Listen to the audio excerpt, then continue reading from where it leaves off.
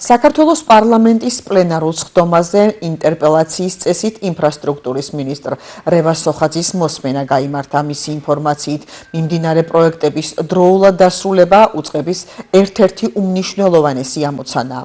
გაჭიანურებულ პროექტებს შორის სოფელ ველისციხის რეაბილიტაციაც ახსენა და აღნიშნა, რომ სამინისტრო კონკრეტულ პროექტთან დაკავშირებით შესაბამის გადაწყვეტილებას მიიღებს.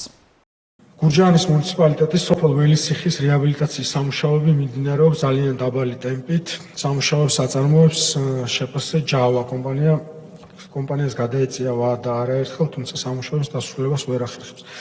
აღარ ჩავიკითხავ კითხვას ბოლომდე, ცნობილი ფაქტია ველისციხის რეაბილიტაციასთან დაკავშირებით ძალიან დაბალი ტემპით მიმდინარეობს კითხვაში იყო და მე კიდევ უფრო დავამძიმებდი, რომ ფაქტიურად არ მიმდინარეობს. შესაბამისად, ჩვენ უახლოეს დღეებში მივიღებთ ამ კონკრეტულ ლოკაციას, ამ კონკრეტულ პროექტთან დაკავშირებით გადაწყვეტილებას, რის შესახებაც გაცნობებთ აუცილებლად. ძალიან მნიშვნელოვანი პროექტია და სამწუხაროდ ძალიან გაიწელა ვადაში და საკმაოდ დიდი დისკომფორტია იქ ადგილობრივი მაცხოვრებლებისათვის.